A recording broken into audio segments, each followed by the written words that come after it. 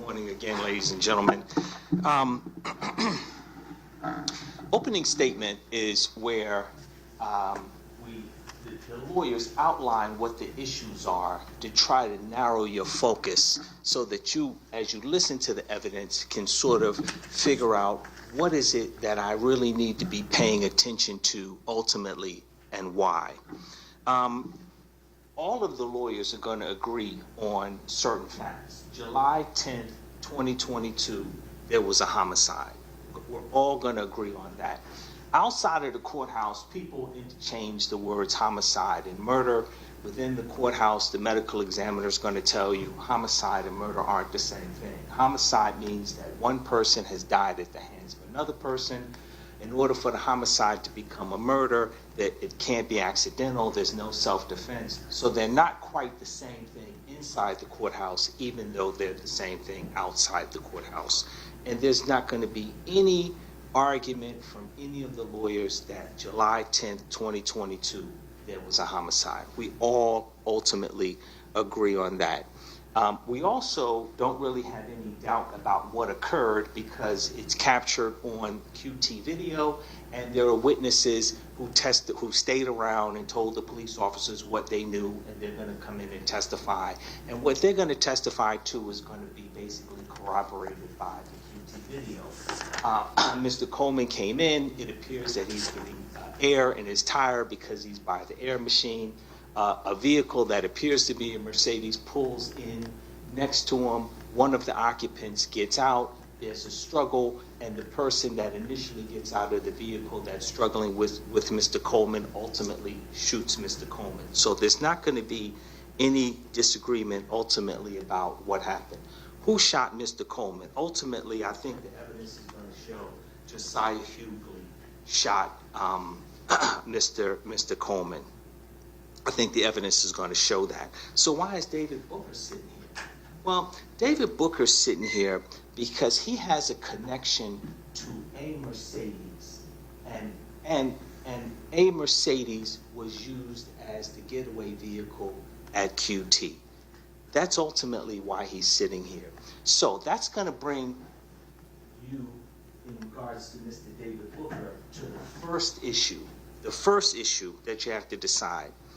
Is the Mercedes at the QT the same Mercedes that David Booker is associated with a day and a half earlier at the Texaco in Atlanta? David Booker has a connection to the Mercedes that you see, that you saw in the opening statement where they have the tag. That Mercedes is found in about a 1 mile radius of the QT. Here's where we get to the magical language. The state says that Mercedes is fleeing. So he puts the Mercedes that you have the tag for at the QT, but no one else does.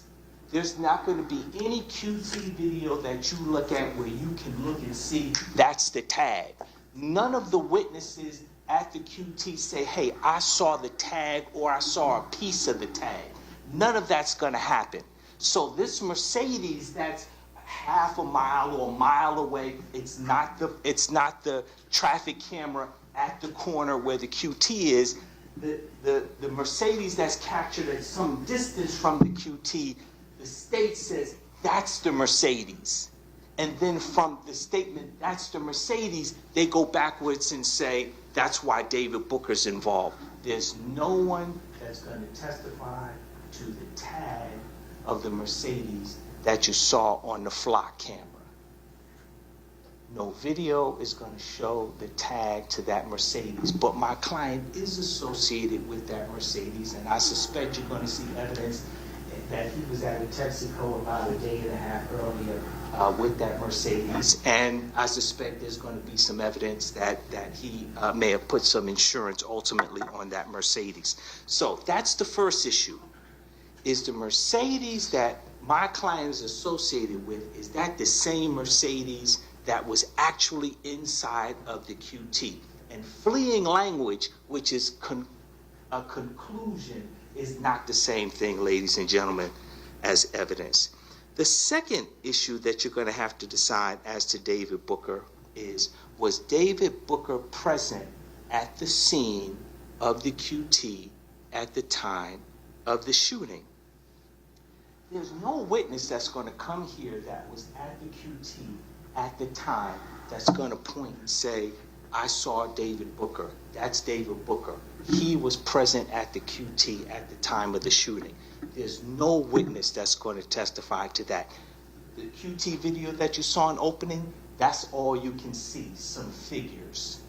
Some figures. You can't tell if they're men or women. Some figures, clear what happens, but you can't see anyone's face. So there's no, oh, slow it down, blow it up. You're never going to be able to see any face of anyone. So there's no video that's ultimately going to identify David Booker as being present at the scene of the QT. There's no fingerprint that's going to put him at the QT. There's no DNA evidence ultimately that's going to put him at the QT. He never admits to being at the QT.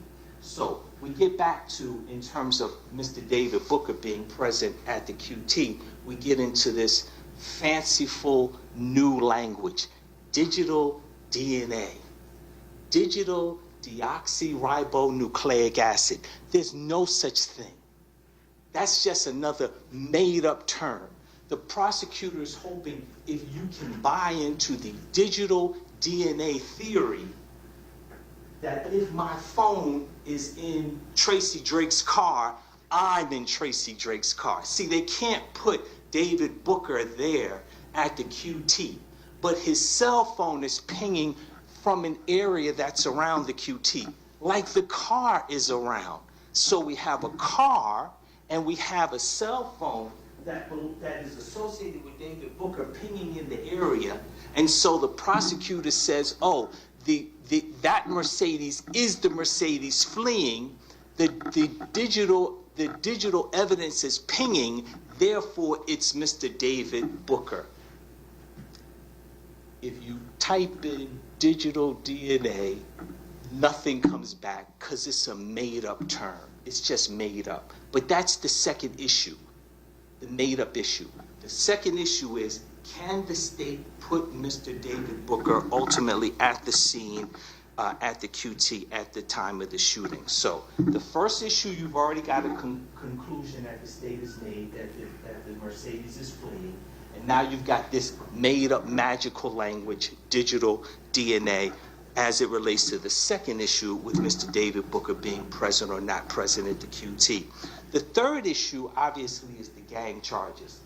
You should already know why, in opening, my client on the video, that was actually longer than the QT video.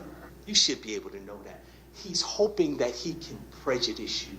The prosecutor's hoping that you'll look past his conclusions about fleeing and digital evidence and say he's not a good person. If you need to write that down, you can write it down. David Booker is not a good person. You're not here to decide that. You're here to decide if the state's evidence is enough for you to determine that David Booker is guilty beyond a reasonable doubt. It doesn't matter if he's guilty or not. I always tell jurors, it doesn't matter. I believe one of the good people in the world is Mother Teresa. If there's evidence that she has shoplifted something from Walmart, then you say guilty. You're not here to judge her. You can't tell me Mother Teresa's a bad person, but you can tell me that the state has proved her guilt beyond a reasonable doubt as to the shoplifting. We're not here to determine good or bad. We're here to determine if the evidence is enough. But we got to deal with the third issue, the 10 gang charges. Is Mr. Booker in a gang? I suspect the evidence is going to show that Mr. Booker's in a gang. I suspect the evidence is going to show Mr. Booker's not a good person. I'm not worried about you liking Mr. Booker. I'm not worried about that. I'm not going to be asking any questions to try to persuade you to like Mr. Booker. We don't need to leave this table. Is the evidence enough? Is the evidence enough? Whether Mr. Booker's in a gang or not, you still have to answer the second issue. Was Mr. Booker present at the QT, and what was his role for purposes of the gang charges? Did he participate in any type of criminal activity, robbery, theft, hijacking of a motor vehicle, in furtherance of gang, in furtherance of increasing his status in the gang. So that's the third issue as it relates to David Booker.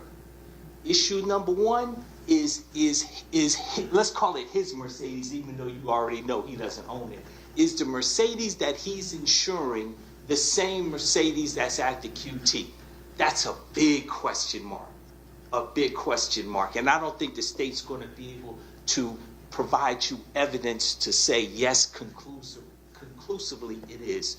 Number two, is there any credible evidence that David Booker was present? Not his phone, not his girlfriend's phone, but actually David Booker there at the QT during the time of the shooting. And then number three, if he was there, if we get that far, do we believe that he was there acting in some capacity to furtherance his status in the gang activity?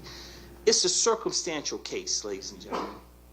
We know what happened. We got to try to figure out, after the shooter, did the other two gentlemen play any role in this whole thing? And that's why there's so many witnesses, and there's gonna be so much evidence, videos and things of that nature, because it is a circumstantial case.